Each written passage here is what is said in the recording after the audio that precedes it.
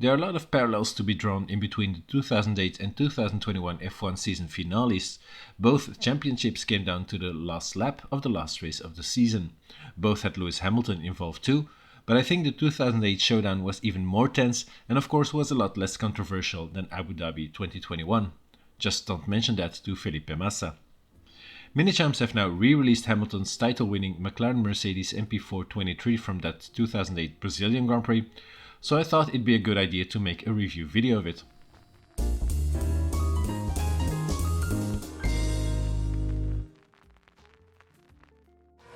Is that Glock? Is that Glock going slowly? It is! That's It's Glock! Oh my goodness me! Back in 2008, Lewis Hamilton was the new hottest thing in Formula 1. He had the privilege to make his debut in a front-running McLaren the year before, and he immediately took full advantage of that. He took a podium on his debut and won his first race in only the 6th round of the championship. With his remarkable speed and consistency, he even became the hot favorite for the title, leading the championship coming to the last round in Brazil. He only needed to outscore his teammate Alonso or Ferrari's Kimi Räikkönen to become the second man to win the World Championship in his first ever season, the other one being Nino Farina in the first ever F1 season back in 1950. He eventually had to cede the title to Räikkönen due to a silly mistake trying to overtake Alonso on the opening lap, and most notably a strange gearbox problem that dropped him down the order even further. He missed out on the title by just a single point. Flash forward a year later and Lewis found himself in the same position again at the final race at Interlagos, battling Ferrari's Felipe Massa this time for the title. Both Hamilton and Massa had some great races that season, but stupid mistakes came by just as easily. Hamilton went into the last race with a 7-point bonus and only needed 5th place to secure his first title. In wet conditions, it was hometown hero Massa who took a commanding lead from pole. Lewis was uncharacteristically very cautious in the treacherous conditions and stayed in a safe 4th position early on. When the track dried out not too much later, everyone switched to dry weather tires, no slicks back then. After all drivers had pitted, it was very much status quo with Massa leading and Hamilton still in 4th. Towards the end of the race then, some spots of rain fell again, with most frontrunners choosing to pit again for intermediates. Some other drivers, like a one-stopping Glock, continued on the dries. The conditions were best suited for the intermediate shot drivers, but the difference was actually minimal. When Hamilton resumed with the inters on, he was locked in a battle with the Toro Rosso of Sebastian Vettel. Lewis then made a small mistake when the rain started to intensify a bit and ran wide, allowing Vettel through. This now meant with 2 laps to go, Hamilton was down in 6th, not good enough to win the title with Massa still in the lead. Desperation crept into the mind of Hamilton, who tried everything to repass Vettel. The young German, however, was having none of it and stayed ahead of Lewis coming into the last lap. Meanwhile, further up the road, Massa had such a lead he already crossed the finish line, taking an immensely popular home win. With Hamilton stuck in 6th, he was the new world champion. His team and family were celebrating and the crowd went into frenzy. In the meantime, Lewis, who still had to cross the finish line, had not found a way past Vettel yet, and all seemed over for the McLaren driver. For the second time in 2 years, Hamilton would let the title slip in the final round. Until... Is that Glock? Is that Glock? These were the famous words of Martin Brundle in the ITV commentary box when Lewis Hamilton approached the last corner. Glock had fallen back massively on his dry tires in the now wet conditions on the last lap. Hamilton passed him and crossed the line in 5th, just enough to win the title by 1 point over Massa. The Brazilian crowd could not believe what just happened, and while the Massa clan were still celebrating, the Ferrari mechanics had to bring them back down to earth. Lewis Hamilton had just taken the 2008 F1 title on the last corner of the last race of the season in the most dramatic fashion. With that, he became the youngest championship winner until Sebastian Vettel beat that record in 2010. Now, since I was more of a Ferrari fan, I could not believe my eyes. The joy that I first had quickly turned into despair. It was the ultimate climax to an F1 season though, and I quickly realized this was a very special moment, even though the wrong person won it for me. There was nothing to take it away from Lewis, however. He did win it fair and square in the most incredible way. This sentiment came back when I watched the last lap of the cursed 2021 Abu Dhabi Grand Prix. Now, Lewis was of course on the short end of that story that time, although the way it unfolded left a much more bitter taste. I honestly don't think there will ever be a more exciting finish to an F1 season as in the 2008 Brazilian Grand Prix. Minichamps has released a race-specific version of the Mclaren MP4 23 from that 2008 Brazilian Grand Prix. This 118 Diecast model first came out in 2009 and was part of the Minichamps F1 World Champions collection.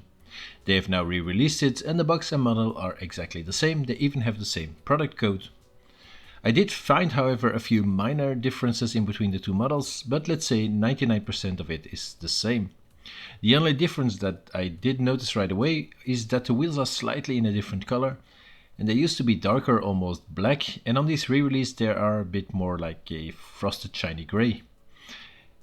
Now, I'm not exactly sure which one is more correct, but this version here doesn't look too bad or weird. Another small difference is that they've applied a carbon texture decal on the wheel covers now. On the older version it was just plain black plastic.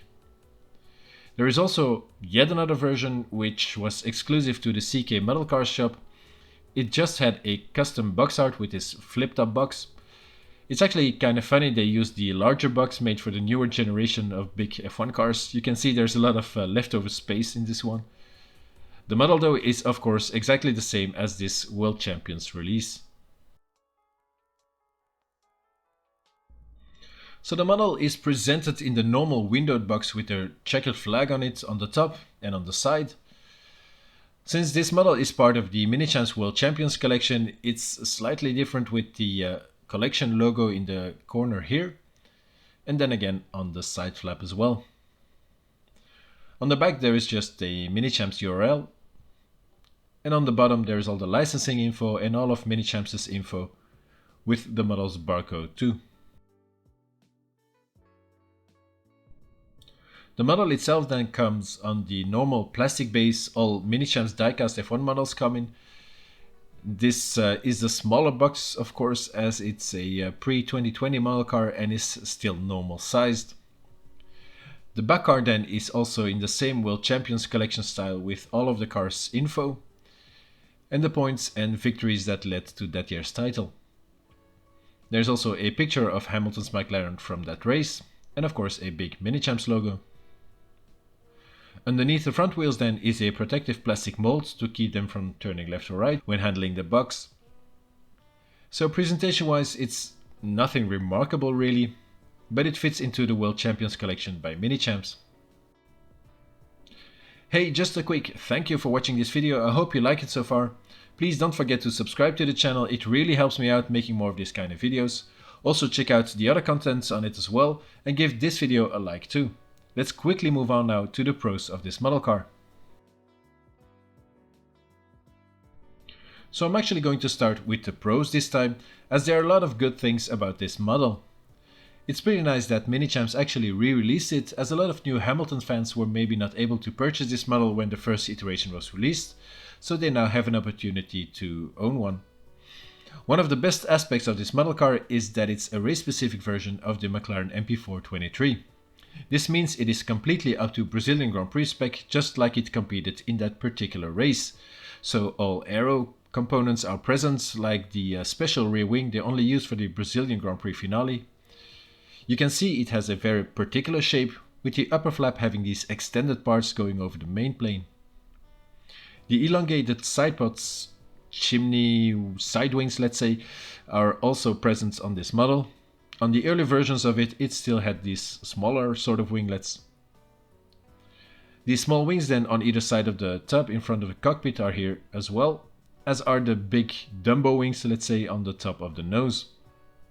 This bridge wing then is also very nicely replicated, with the small separator piece attaching it to the nose cone. The front wing then looks great too. It has that aggressive spoon shape and already features quite a lot of elements. The upper element is even a separate piece, which is always great, because you have that cutout then. The end plates are nicely shaped as well and have a big curved footplate attached to the bottom. The front suspension detail is very good then too, with the carbon texture in the plastic.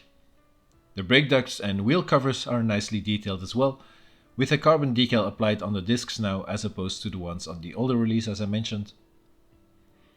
The bargeboard area then is looking good too, with all these extra pieces attached to it. The rear of the model looks quite spectacular with a big cutout in the engine cover here. A wing then is attached to the fin, spanning over the whole back of the car, connecting to these two, well, let's say flip-ups. Underneath is a big bulge that tapers into the rear crash structure. And the way the upper wishbones of the suspension are connected to it looks really nice. The exhaust exits are well replicated too, with this matte grey heat shielding underneath. Another real nice detail are these flow conditioners on the side of the engine cover, and these fine plastic pieces are aesthetically very pleasing. On the rear crash structure, there are the lower rear wing beams attached to it, and have this nice curved shape. And then on the structure itself there's a big fin on top of it. The diffuser too then looks pretty nicely detailed with these two tunnels in it. So as you can see, Minichamps spent a lot of effort in making the aero package look as real as possible. The color of the model then is also very nice. The silver chrome looks really great and has a nice shine to it, and that in combination with the Dayglow red-orange Vodafone and these black streaks around it really makes the model stand out. I really think Minichamps have done a terrific job on that. One more nice thing about the livery are the Johnny Walker logos, and these were on the Model 2 on the first release of course, but on the later McLaren releases, funnily enough, the Johnny Walker logos were not factory applied anymore, and it's strange to see it applied again on this new release. Maybe it's a licensing thing, I don't know. The wheel details then are pretty nice too. On the fronts of course they are mostly covered by these discs that I already mentioned. The rear wheels then are still open, and the rim detailing looks good with the NK branding in it.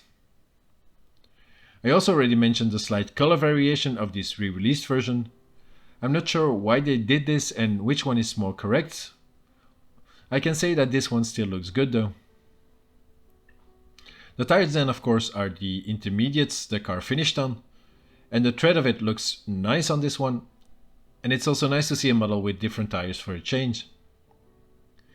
The wheels then also rotate, and this model has steering functionality as well. Finally, the celebrating driver figurine doesn't look too bad. A bit more detailing on the decals of the gloves would have been nice, but it still looks pretty good. It's of course the same figurine Minichamps had used before on the Vettel first win Toro Rosso, and then later on too on the 2009 Red Bull and Brown GP winning models. I don't mind that though, and it's nice to see a different style of figurine. My only problem that I have with these finish line models is that they don't make the cars dirty as well. And I know a lot of collectors don't really like dirty models, but when it clearly depicts a finish line model, then I think the only way to go is to make the model dirty as well. I mean, you put so much effort into making it accurate and then have a nice, squeaky clean finish line car. I'm sorry, but personally I find that a bit too incoherent. So this model is clearly pretty good and has a lot of good details in it. There are still a few things I would like to address, but you also have to keep in mind this model is actually a pretty old one already. Even though it's been re-released just now, it's basically an almost 15-year-old model car. Still, there are some things I think could have been better. First of all, there is a decal placement on the nose, and this was already an issue on the previous release and hasn't been addressed on the new one. Not that I would think they would, but since they did add, let's say, the carbon texture to the wheel discs, they could have theoretically have improved this as well. Basically, the decal doesn't stretch over the nose enough, meaning this red band should be more on the front of the nose with that black vent in it, supposed to be on the very tip of it.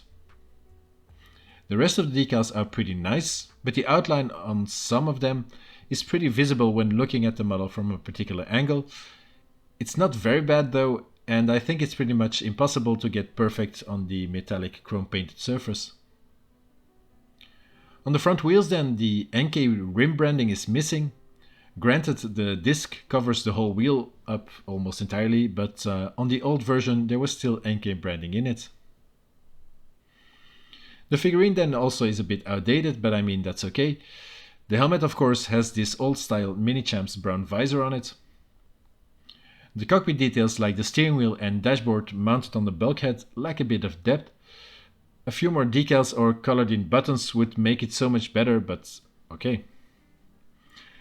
Finally then, underneath the roll hoop, these aerodynamic ears here don't have a cutout behind them.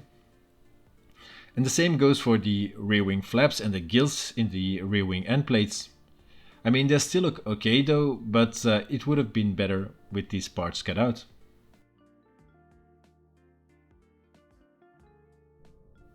As always, I felt the need to do a few mods on this model. I first applied a visor tint to the helmet to make it more realistic looking and also cover up the ugly brown visor. I then also added some color on the cockpit dashboard and steering wheel. Of course, I added a barcode decal on the sidewall of the tires and some of the extra markings as well. Finally then, a bit of race dirt has been applied all over the car, as I think a finish line car can't look showroom clean. Now, if I'm really honest, then I don't think these mods were really necessary. I just enjoyed doing them.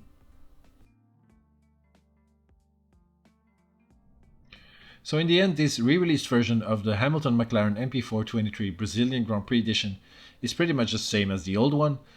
Since it's an almost 15-year-old model, I'm able to see past the small issues it has here and there. I remember when I bought the old version, I was pretty impressed by it. The nice paint job, the correct aero, the inters, and the celebrating figurine makes this model pretty special.